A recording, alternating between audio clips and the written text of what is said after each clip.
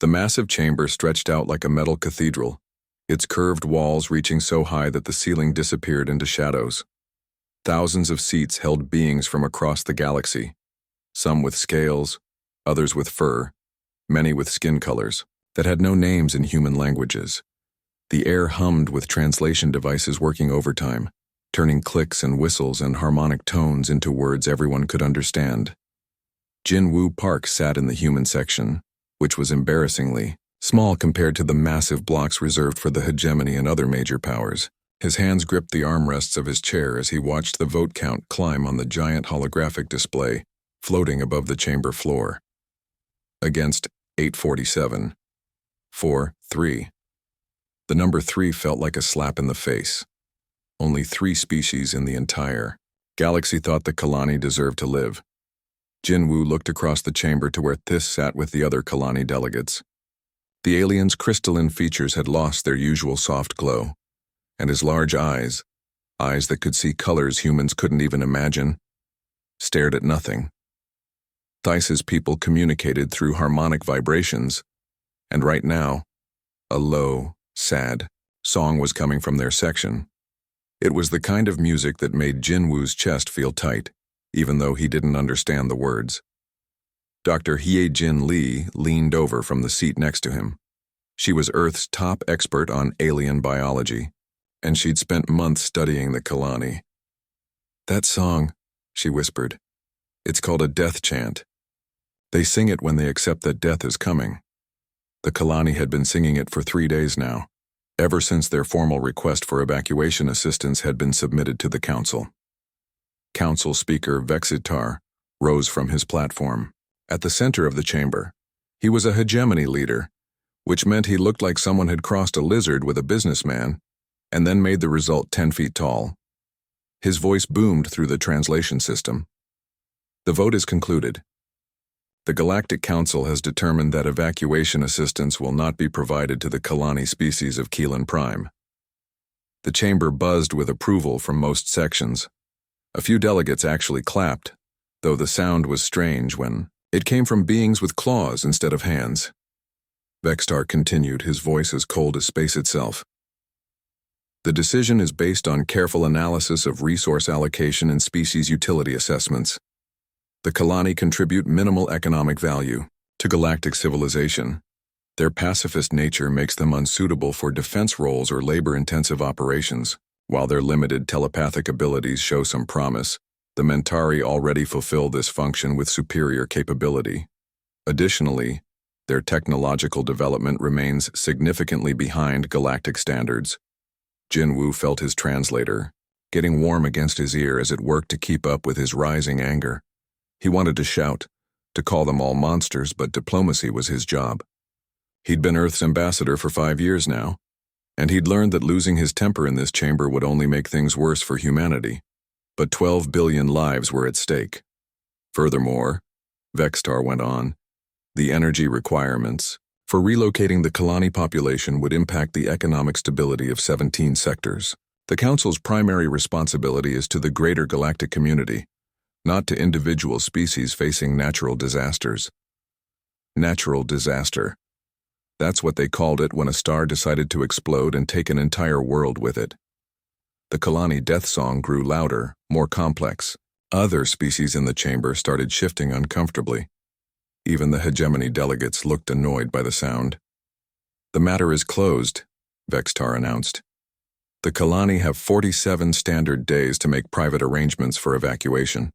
The Council will not interfere with any species choosing to provide assistance independently, though such actions will be noted in diplomatic records." That last part was a threat, and everyone knew it. Any species that helped the Kalani would find themselves on the hegemony's bad side, which usually meant economic sanctions, trade restrictions, and social isolation. Jin-Woo stood up. His section was so small that when he rose, every eye in the chamber could see him clearly. His heart was pounding, but his voice came out steady. "I request permission to address the Council." A wave of amused sounds rippled through the chamber, the galactic equivalent of laughter. The newest species, barely 50 years out of their own solar system, wanted to lecture the ancient powers of the galaxy. Vextar's reptilian features twisted into what might have been a smile. The human delegate may speak. Briefly. Jinwoo activated his personal amplifier, making sure every being in the chamber could hear him clearly. Honorable delegates, I want to make sure I understand the decision correctly. We're letting 12 billion thinking, feeling beings die because saving them would be inconvenient and expensive. Is that right? The human oversimplifies, rumbled. Gorthak of the Titan Consortium, his rocky voice making the floor vibrate.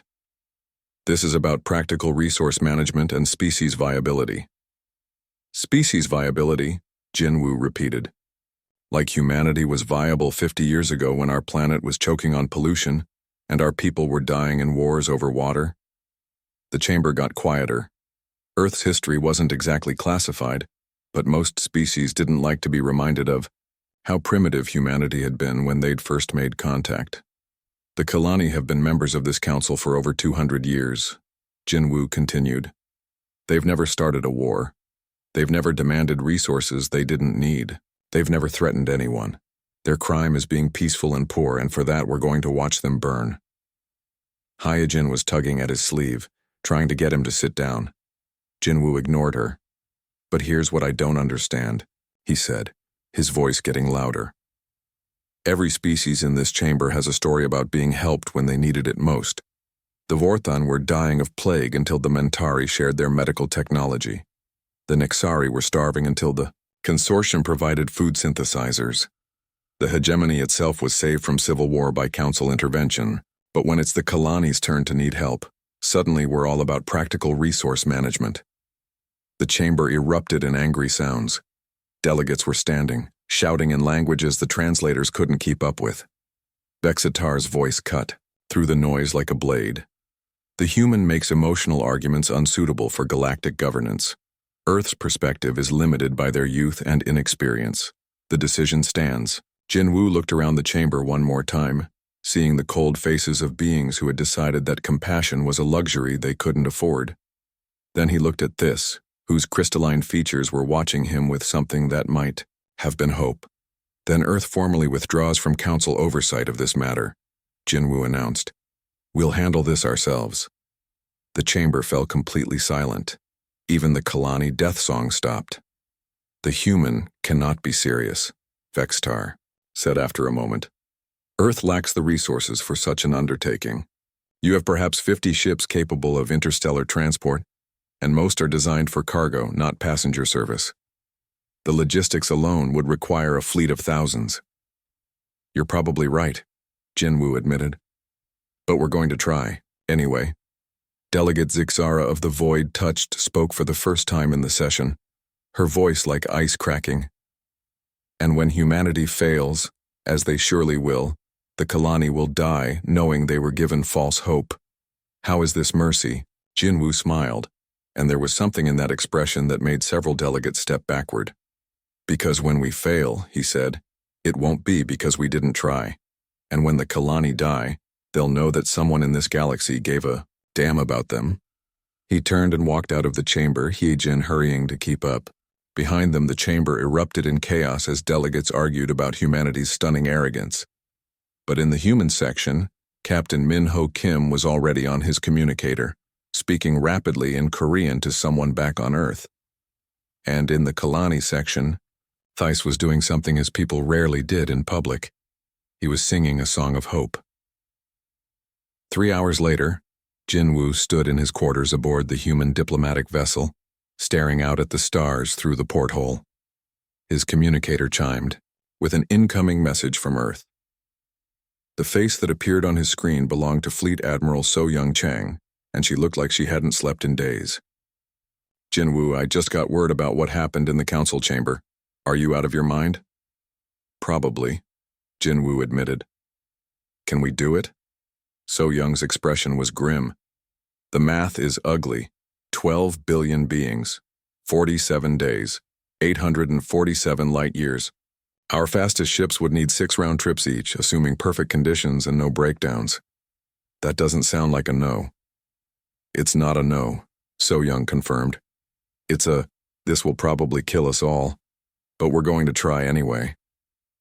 I've Got engineers pulling every cargo hauler out of mothballs, and the shipyards are working around the clock to retrofit passenger compartments. We're also reaching out to every human colony for volunteers. Jinwoo felt something ease in his chest. How many ships? Maybe 120 if we're lucky and nothing breaks down. It's not enough, but it's what we have. Through his porthole, Jinwoo could see other ships beginning to move. Human vessels, most of them designed for hauling ore and manufactured goods, were forming up in preparation for the longest supply run in galactic history. The war room deep inside Luna Station buzzed with activity that never stopped. Admiral So-Young Chang stood in front of a holographic display that showed the impossible mathematics of their mission, and every number on the screen seemed to mock humanity's ambition. 12 billion Kalani. 44 days remaining. 847 light-years of empty space between them and salvation. The physics don't work, engineer Tae-hyun Choi said for the 15th time that hour. He was Earth's best starship designer, and he'd been running calculations for 3 days straight. His eyes were red from staring at screens, and his coffee mug had become permanently attached to his hand. We have 118 ships that can make the journey. Even if every single one works perfectly, even if we don't lose a single vessel to mechanical failure or stellar radiation, we can only evacuate about 4 billion Kalani. So 8 billion die, So-Young said quietly. So 8 billion die, Tae-hyun confirmed. Dr. Yujin Kang looked up from her workstation across the room. She was Korea's leading expert on quantum mechanics and the woman responsible for Earth's experimental jump drive technology. Her hair was pulled back in a messy ponytail, and she had the kind of wild look in her eyes that meant she'd been living on stimulants and determination for too long. Not necessarily, she said. Everyone in the room turned to look at her. So-Young felt her heart skip a beat. Yujin only spoke up when she had an idea, and her ideas were usually either brilliant or completely insane. Explain, So-Young ordered. Yujin stood up and walked to the main display, her hands dancing across the holographic controls. The star map disappeared, replaced by complex equations that made everyone except her frown in confusion. The problem isn't just distance, she began. It's time.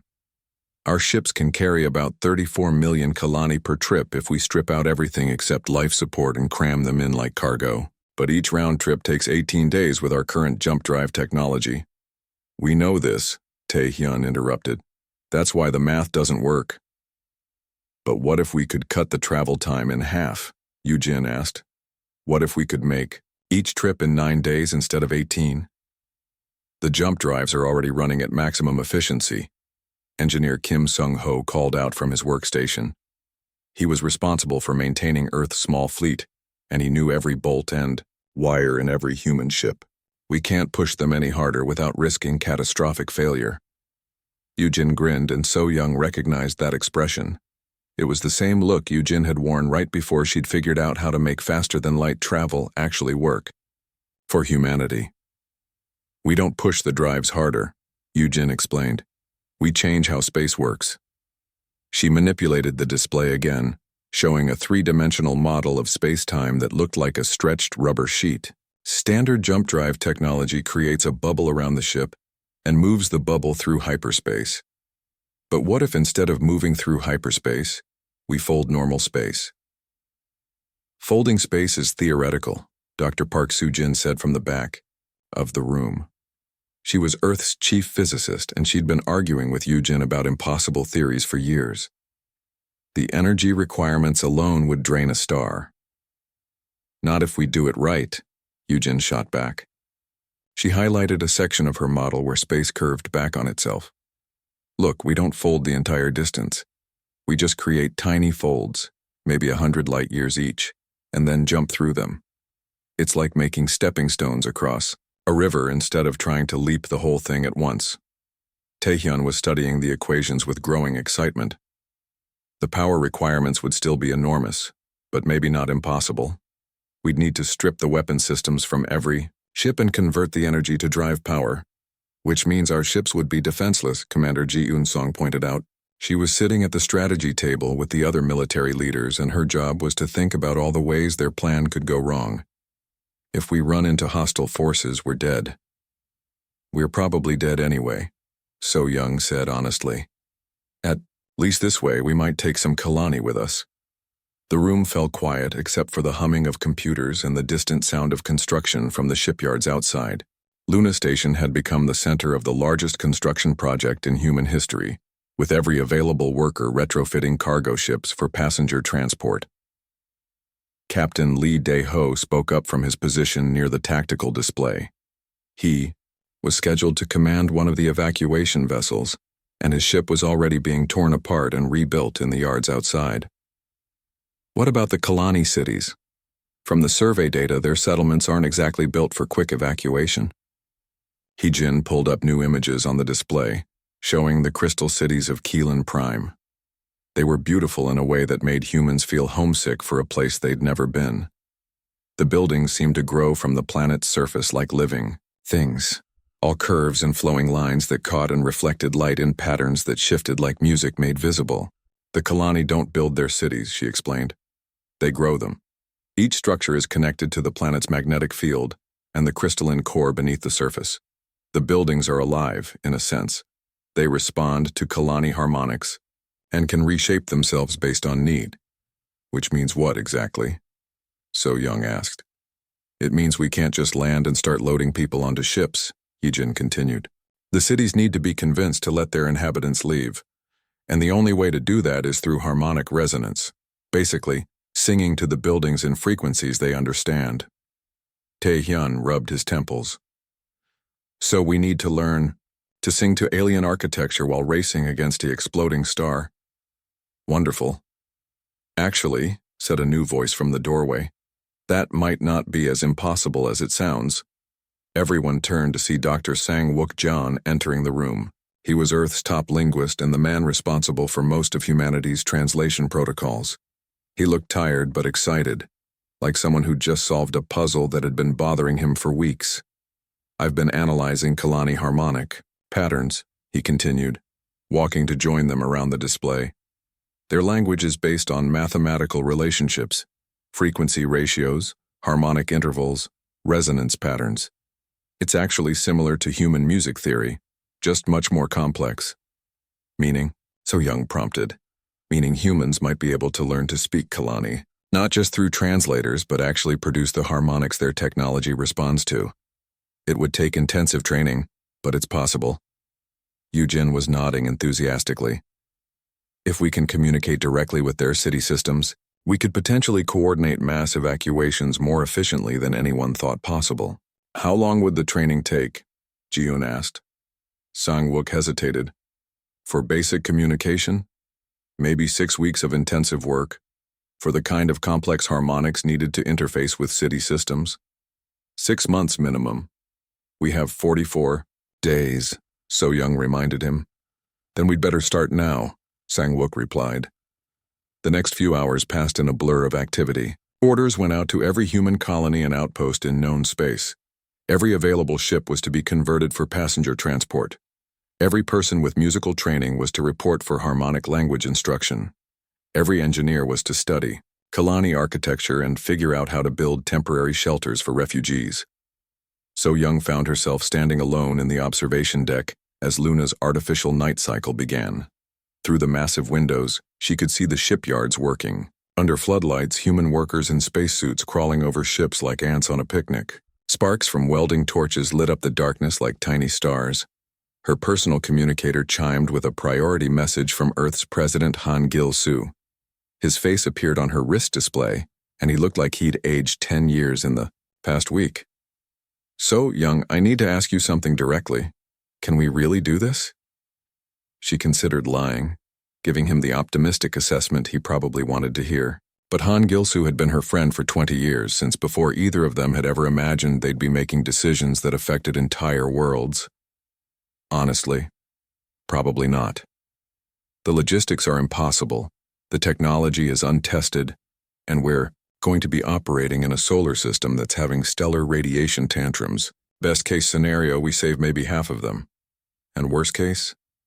Worst case, we lose most of our fleet and accomplish nothing except getting a lot of humans killed. Han Gil-soo was quiet for a long moment. In the background, So Young could see other officials moving around what looked like Earth's crisis management center. "The council members have been calling," he finally said. "Not officially, but through back channels. They're suggesting that Earth reconsider this course of action. Apparently, our stubbornness is being seen as destabilizing to galactic order." "Are you ordering me to stand down?" "Hell no," Han Gil-Su said immediately. "I'm just warning you that we're about to become the galaxy's most hated species. Every major power is going to remember this, and they're not going to forget." "Good," So-Young replied. "Let them remember that when the galaxy gave up on 12 billion lives, humanity said no."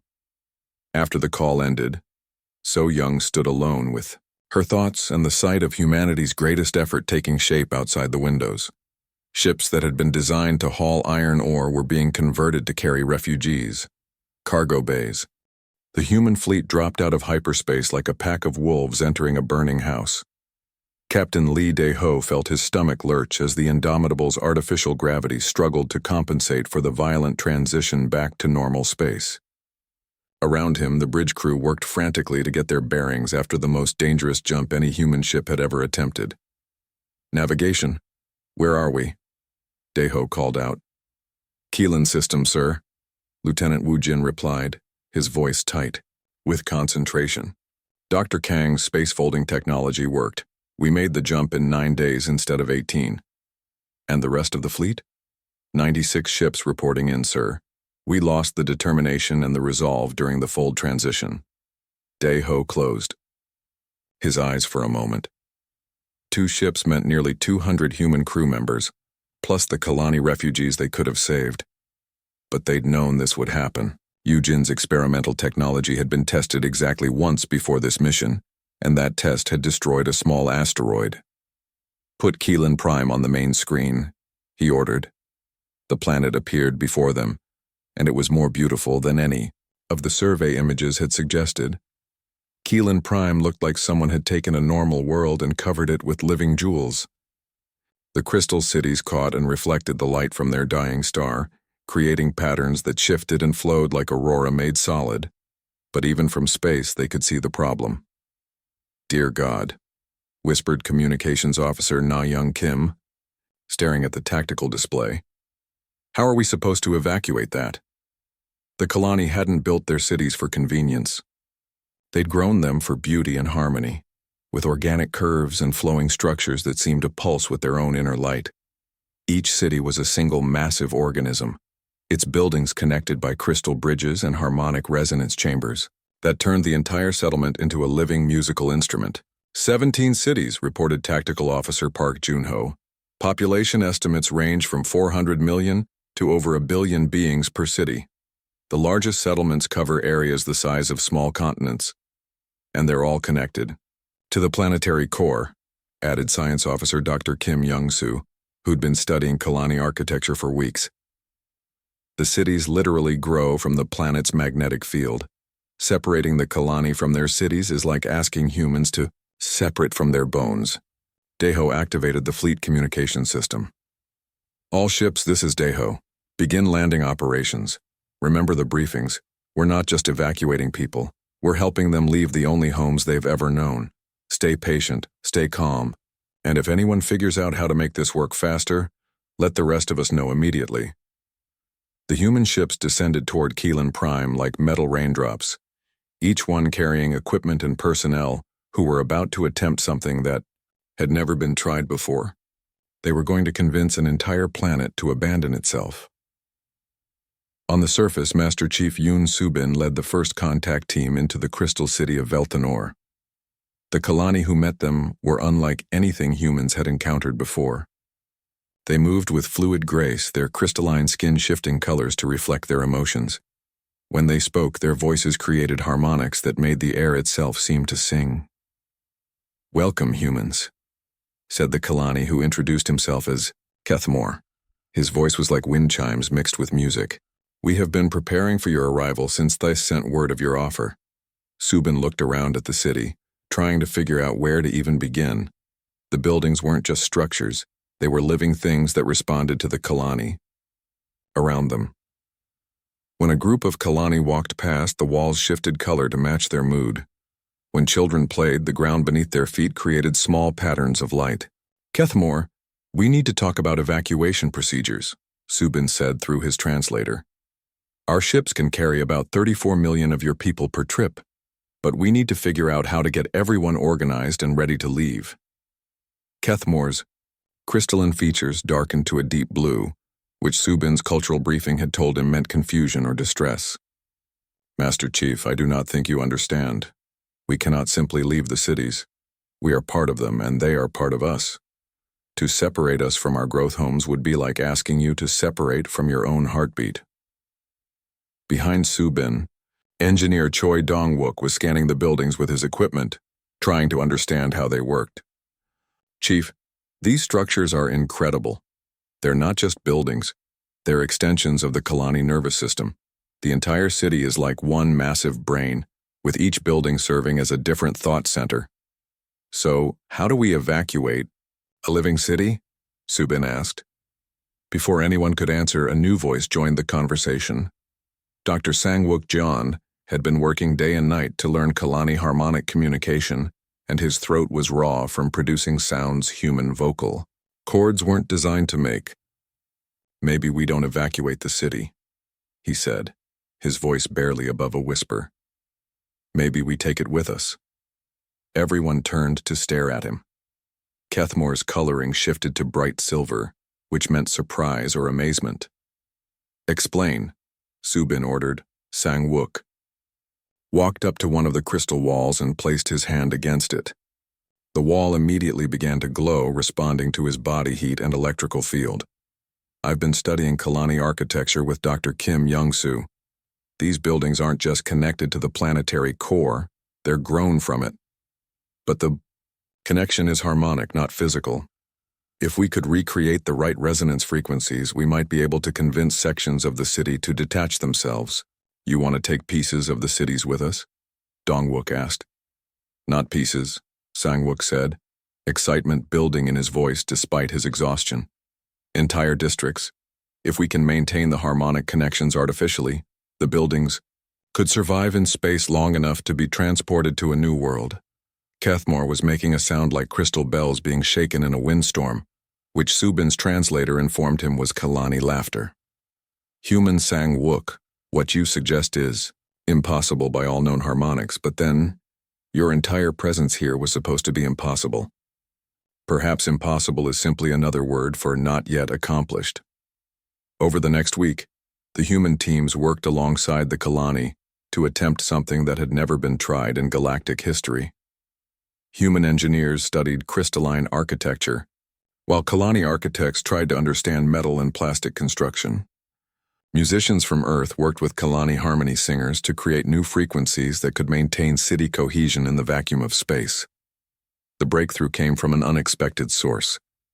Na-young Kim had been a professional opera singer before, joining the Earth Defense Force, and she'd volunteered for harmonic communication training because she thought her musical background would be helpful. She was working with a group of young Kalani in the city's central resonance chamber when she made a discovery that changed everything.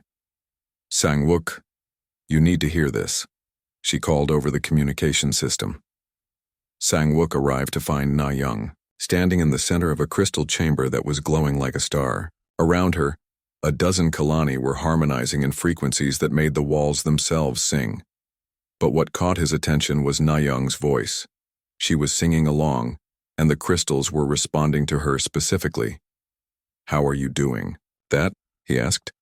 "I don't know," Na-young admitted, her voice filled with wonder. "I was just trying to match their harmonics, and suddenly the whole room started responding to me. It's like the crystals recognize something in human voices that they don't find in other species." One of the young Kalani, whose name translated roughly to swift current, changed his harmonic pattern to something that sounded like excitement. "The human voice carries undertones our crystals have been waiting to hear," Swift Current explained through the translator. "Your species produces frequencies and ranges we thought were impossible for organic beings. You sing in ways that our architecture understands but our own voices cannot achieve." Sang-wook stared at Na-young as the implications hit him. "You're saying humans can interface with Kalani technology better than the Kalani themselves?" "Not better," Swift Current corrected.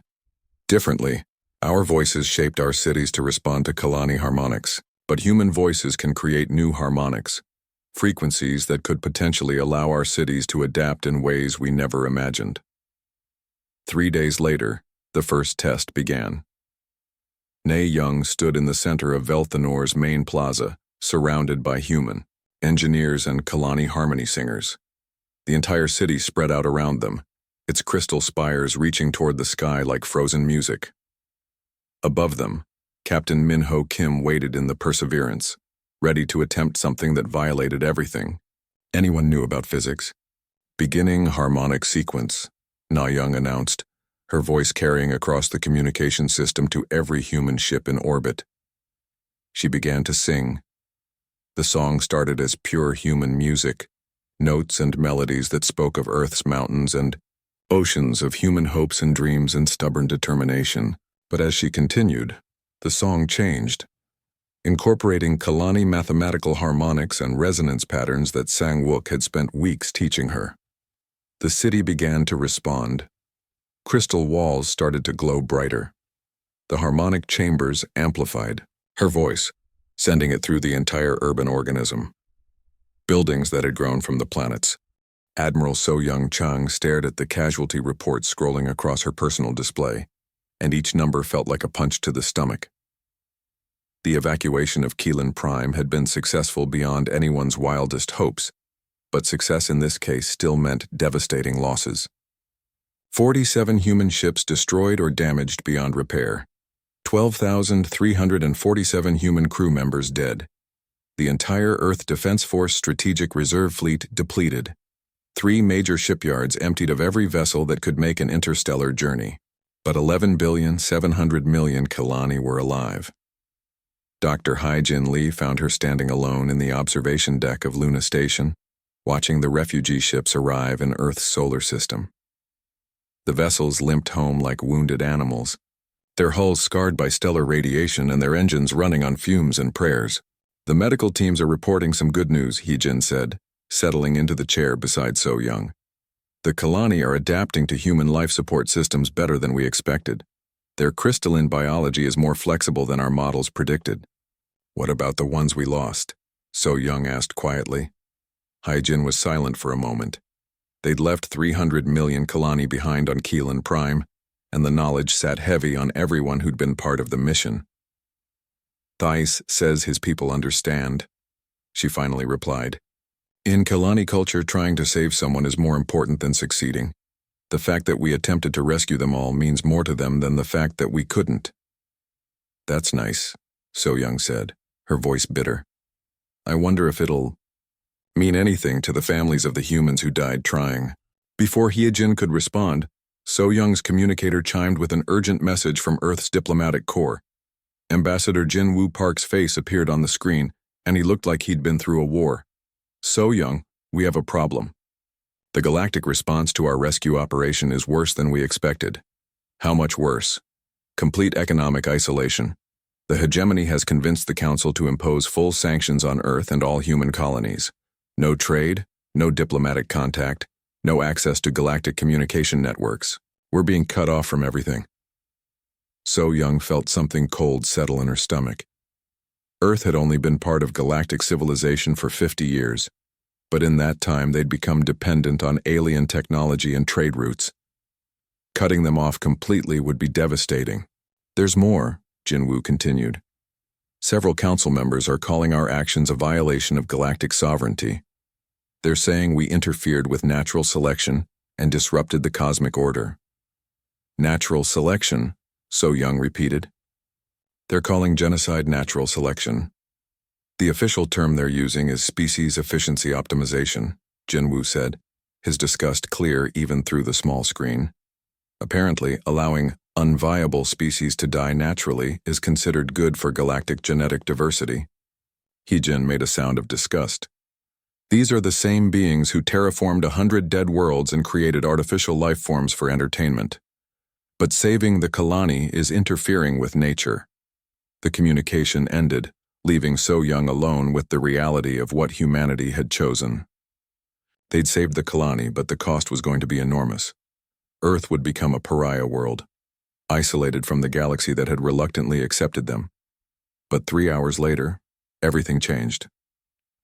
President Han Gil-soo called an emergency session of Earth's Global Defense Council, and his message was broadcast to every human colony and outpost in known space. So Young watched from Luna Station as Han faced the cameras in Seoul's government center. "Citizens of Earth and the human colonies," Han began, his voice steady despite the magnitude of what he was announcing.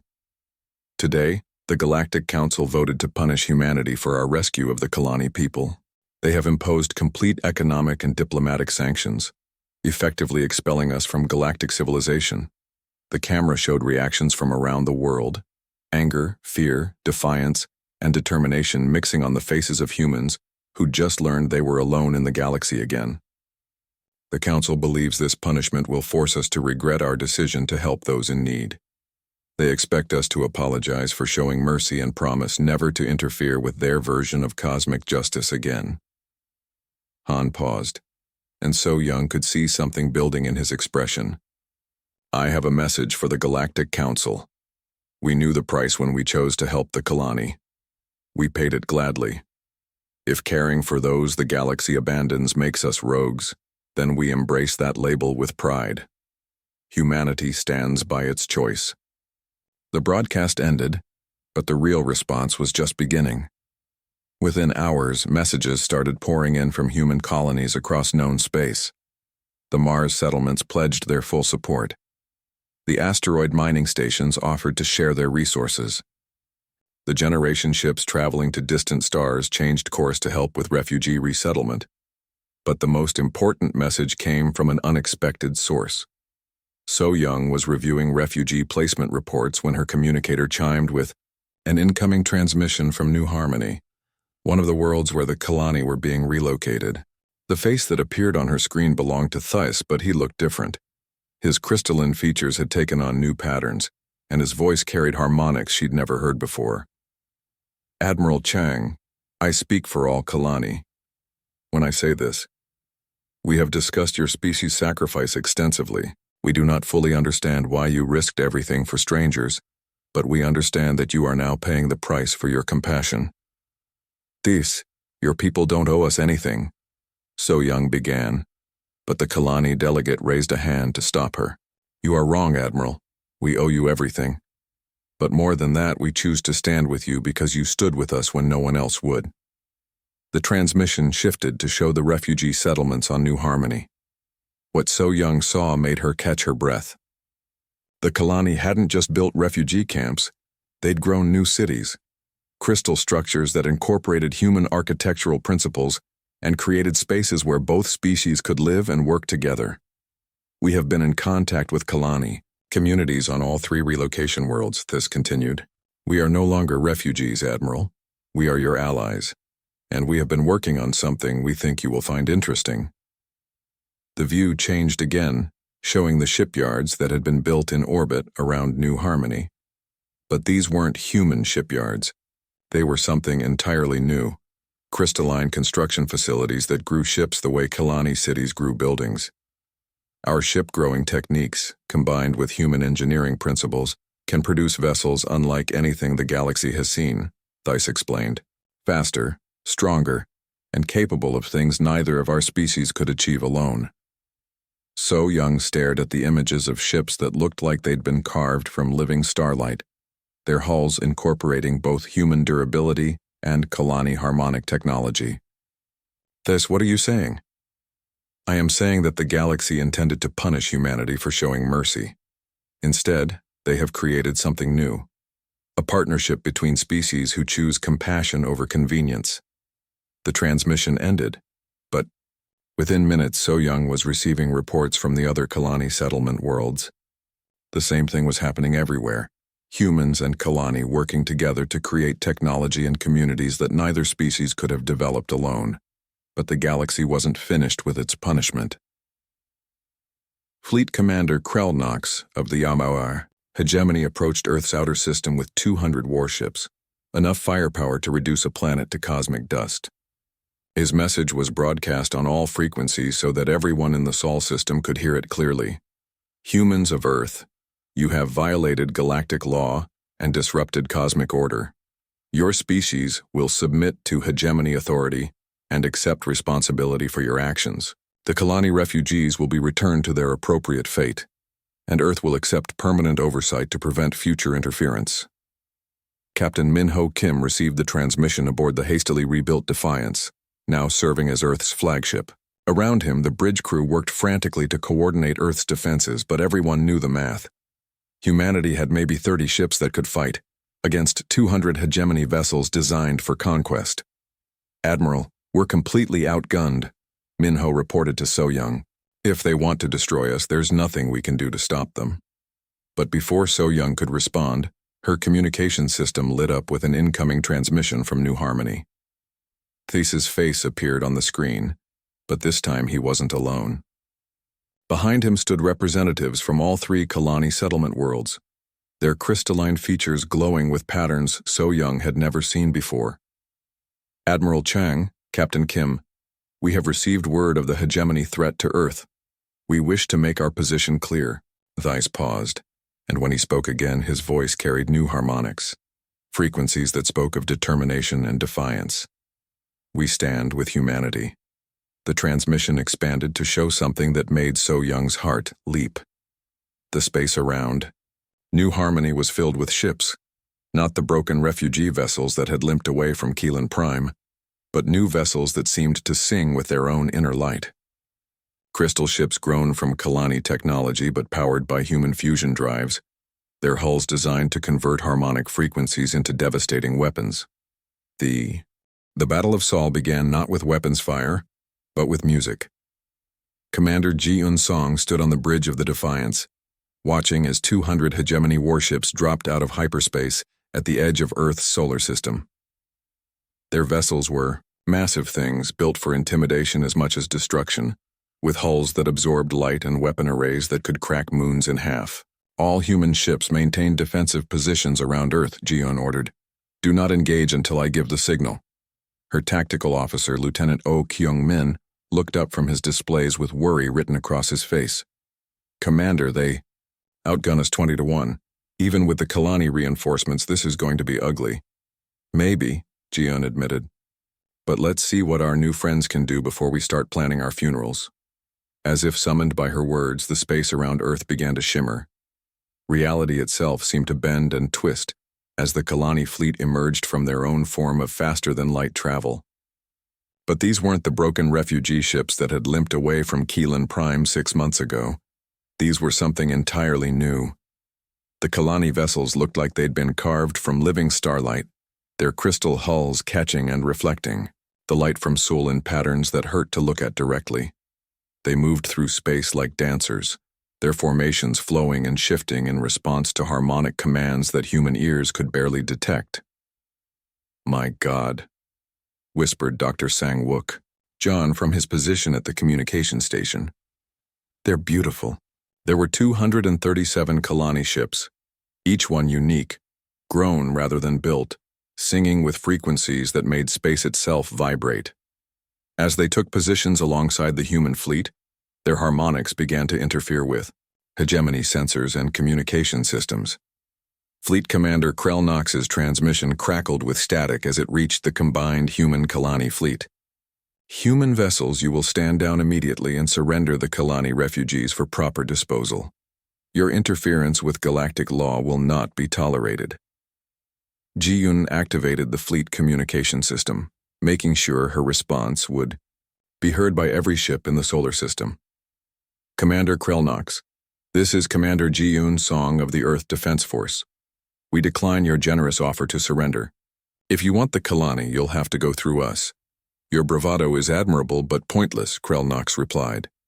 "Human technology is primitive compared to hegemony capabilities. You cannot win this engagement." That's when Thais joined the conversation. The Kalani's voice came through the communication system as pure harmonic tones that the translation systems converted to words, but somehow the music remained underneath the meaning. "Fleet Commander Krell Knox, I am Thais, speaker, for the Kalani survivors. We wish to inform you that we are no longer refugees. We are allies of humanity, and we stand together against those who would destroy us. The Kalani will submit to hegemony authority, Krelnox ordered. Your species exists only through hegemony tolerance. That tolerance can be withdrawn. Thice's response came not in words but in song. The Kalani fleet began to sing together, their combined harmonics creating frequencies that no single ship could produce. The song started low and soft, like a whisper made of crystal, but it grew stronger and more complex as every Kalani vessel added its voice to the chorus. And then something impossible happened. The human ships began to sing along. Na Young Kim's voice led the human chorus from her position aboard the Perseverance, her training in Kalani harmonics allowing her to bridge the gap between human music and alien mathematics. But she wasn't alone. Across the fleet, hundreds of humans who'd learned to sing to Kalani crystals added their voices to the song. The combined human-Kalani harmony created something that had never existed before in galactic history, a weapon made of pure music. What the hell is that? Lieutenant Ok Young-min stared at his instruments in confusion. The hegemony ships are reporting massive system failures across their entire fleet. Dr. Yu-Jin Kang's voice crackled over the communication system from her position, aboard the science vessel Discovery. The harmonic frequencies are interfering with hegemony neural interface technology. Their ships use direct brain-computer connections, but the Kalani harmonics are disrupting the neural pathways. On his command ship, Fleet Commander Krelnox was discovering that conquest wasn't always about having the biggest guns. His neural interface was feeding him pain signals as the alien song invaded his ship's computer systems. Around him, his crew struggled with equipment that was turning against them. All ships withdraw to safe distance, he ordered, but half his fleet couldn't receive the command. Their communication systems were overwhelmed by harmonic interference that turned their own technology into noise. But the real surprise was yet to come.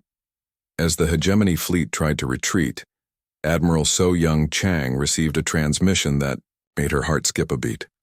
The face on her screen belonged to someone she'd never seen before, a being with rocky skin and eyes like burning coals.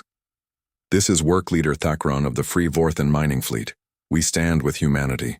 The transmission expanded to show space around the outer planets, where dozens of industrial ships were dropping out of hyperspace. They were ugly vessels, built for hauling ore and breaking asteroids, but they moved with purpose toward the battle zone. How did you get here so fast? So Young asked. We were already in your system, Thakron explained. The Vorthan have been mining asteroids in human space for 2 years, with hegemony permission. But when we heard what humans did for the Kalani, we decided that permission was no longer relevant. More ships kept arriving.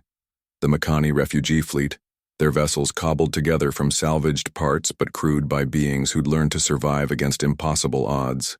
The Soltari Defense Corps, flying ships that barely qualified as spaceworthy, but carried crews who'd been written off by the galaxy long ago. Each new arrival brought the same message: we stand with humanity. Fleet Commander Krelnox found himself facing not 30 human ships but over 400 vessels crewed by every species the galaxy had deemed worthless.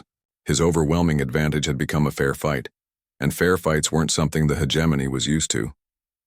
This is Fleet Commander Krelnox to all human and allied vessels, his transmission began, but this time his voice carried less certainty. You are outnumbered by the combined might of the Galactic Council. Surrender now and your punishment will be limited to economic sanctions. President Han Gil-soo answered from Earth's surface, his image broadcast to every ship in the system. Commander, Krelnox, let me make our position clear. 6 months ago, the galaxy told us that 12 billion Kalani lives weren't worth saving. Today, you're telling us that choosing compassion over convenience makes us criminals. We reject your authority and we reject your galaxy. Han's expression hardened as he continued. Earth formally withdraws from the Galactic Council. We choose to build our own civilization, based on the radical idea that every thinking being has value. Any species that shares that belief is welcome to join us. What happened next surprised everyone, including the humans. The hegemony fleet began to break apart, not from weapons fire or harmonic interference, but from defection. Individual ships started changing course, moving away from Krelnox's formation and toward the human-led alliance. "This is Captain Vostai of the Hegemony Vessel Conquest," came a transmission that made everyone on both sides stop what they were doing. "My crew has voted to join the Human Alliance. We are tired of serving those who value profit over life. Captain Vostai, return to formation immediately." Krell Knox's voice cracked with desperation. "You are committing treason against the hegemony." "Yes," Vostai replied calmly. "We are." More hegemony ships began to defect, their crews making the same choice that humanity had made months earlier, to choose what was right over what was profitable. The battle that was supposed to destroy Earth's rebellion instead became its coronation. By the time the fighting actually started, Krell had less than half his original fleet, facing an alliance that had grown from 30 ships to over 600. The engagement lasted exactly 43 minutes, ending when the remaining hegemony vessels fled toward the galactic core with damage reports that would take months to explain to their superiors. In the aftermath, as the combined fleets celebrated their impossible victory, Ji-un found herself standing in the same observation deck where So-young had contemplated the cost of mercy just days before. But now the view was different. The space around Earth was filled with ships from dozens of species, their crews working together to build something the galaxy had never seen, a civilization based on cooperation instead of domination.